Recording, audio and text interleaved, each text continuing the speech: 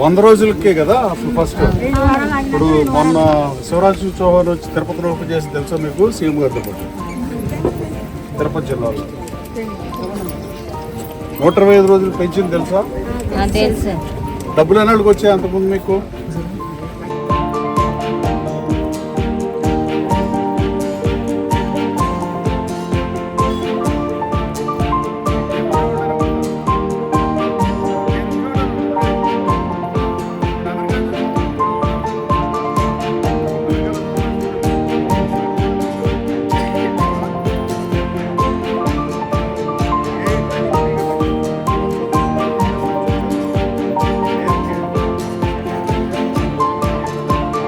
గ్రామంలో ఉపాధి హామీ పథకం కింద ఈ పంట బోధు పనులను ప్రారంభించడం జరిగింది. గతంలో 100 రోజులు ఉన్న ఈ కార్యక్రమాన్ని ప్రభుత్వం 125 రోజులకు పెంచడం సుపరిణామం. అలాగే గతంలో తప్పిరీలు వేసుకుని రైతు సోదరులే ఎకరానికి ఇంత వేసుకున్నప్పుడు ఈ ఇరిగేషన్ సిస్టంలో ఉన్న బోధులు కానీ కాలువలు కానీ బాగున్న పరిస్థితి. రాను రాను ప్రభుత్వాలు మారినాయి. గత 30-40 సంవత్సరాలుగా వ్యవసాయం కౌలుదారుల చేతిలోకి వెళ్ళిన తర్వాత ఎంతో కొంత ఈ తప్పిరీలు వేసుకుని రైతులు గట్లు పెడతాం కానీ అలాగే బోధులు తవ్వటం కానీ సరిగ్గా చేయట్లేదనేది వ్యక్తిగతంగా నేను సుస్పష్టంగా చెప్పదలుచుకున్న నిజం. అలాగే రాబోయే కాలంలో రైతు సోదరులు కూడా మళ్ళీ పాత సిస్టమ్ తీసుకొచ్చి తప్పిరీలు వేసుకుని వాళ్ళ బోధులు కానీ పంట బోధులు కాలువల బోధుల్లాగా తయారైపోయినాయి చాలా చోట్ల. అలాగే గట్లు పెట్టిన పరిస్థితి. కౌలుకి ఇచ్చాం పొలం అని రైతు సోదరులు అట్టు ఉండడం బాధాకరమైన విషయం. ఎండ్ ఆఫ్ ది డే పొలం ఉన్నాళ్ళు రైతు ఎవరైతే రైతు అర్థం చేసుకోవాలి తప్ప కౌలుదారుడు చేయాల్సిన అవసరం లేదు. కౌలు పండించుకుంటాడు, కౌలు చేసుకుంటాడు తప్ప. ఆ పూర్వస్థితి రావాలని వ్యక్తిగతంగా కోరుకుంటున్నా, శాసనసభ్యుడిగా కాకపోయినా. అలాగే 307 రూపాయల నుంచి 312 రూపాయలు పెంచడం కానీ, 100 రోజుల పందినాలు 125 రోజుల పందినాలు పెంచడం కానీ, మొన్న 2వ తారీఖున శివరాజ్ సింగ్ చౌహాన్ గారు వచ్చి తిరుపతిలో ముఖ్యమంత్రితో కలిసి చంద్రబాబు నాయుడు గారితో కలిసి ఈ పథకాన్ని ప్రారంభించడం, అది వేదిక ఆంధ్రప్రదేశ్ రాష్ట్రం గర్వకారణం. అలాగే ఈ పనికి హామీ పథకం ద్వారా గ్రామాల్లో రైతు సోదరులకి ఉన్న ఇబ్బందులు తొలగే పరిస్థితి, వాటర్ సెక్యూరిటీ కానీ, రూరల్ డెవలప్మెంట్ ఇన్ఫ్రాస్ట్రక్చర్ కానీ, రూరల్ లైవ్లీహుడ్కి కానీ ఈ పథకం ఉపయోగపడుతుందని భావిస్తూ ఈ కార్యక్రమం ఇక్కడ ఏర్పాటు చేసినందుకు ఎండిఓ కూడా తెలియజేస్తూ ఈ పనికాహార పథకంకి వచ్చిన మహిళా సోదరిమణులు ఎస్సీ కాలనీలో 2 రోడ్లు బాగాలేదని అడిగారు. ఆ 10 లక్షల రూపాయలతో ఎంపీడీఓ నిధుల నుంచి 1 మంత్లోపు రోడ్డు వేయమని చెప్పా. అలాగే బాధాకరమైన విషయం ఏంటంటే 84 మంది పంచాయతీ సెక్రటరీలతో నేను కాన్ఫరెన్స్ కాల్ 2-3 సార్లు పెట్టి అమెరికా వెళ్ళే ముందు కూడా నేను మాట్లాడా.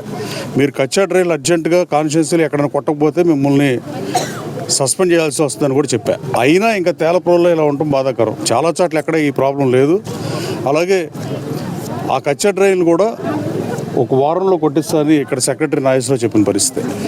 ఈ అధికారులు కనుక మేనమేషాలు లెక్కబెట్టి ప్రజలకు అసౌకర్యం కలిగించే పరిస్థితి వస్తే క్షమించే ప్రసక్తే లేదు. అలాగే గతంలో మట్టి దోపిడీ జరిగింది, అవినీతి జరిగింది. నేను మంచి చేద్దామని రాజకీయాల్లోకి వచ్చా. నేను 12 సంవత్సరాల తర్వాత గన్నవరం నియోజకవర్గంలో మట్టి ఏ స్కూల్ చూసినా, ఏ చర్చ్ చూసినా, ఏ బడి చూసినా, ఏ గుడి చూసినా ప్రభుత్వ స్థలాలన్నీ పల్లంగానే ఉన్నాయి. 15 ఏళ్ల నుంచి మట్టి అమ్ముకుని పక్క జిల్లాలకి పక్క కాన్స్టిట్యున్సీలకి అమ్ముకుని వ్యాపారం చేసిన మాట వాస్తవం కాదా? చెక్కవరంలో 3 ఎస్సీ సోదరీమణుల పిల్లలు చెరువులో పడి చనిపోయారు. నందమూరులో 2 తాడి చెట్లు లోతు తవ్వారు.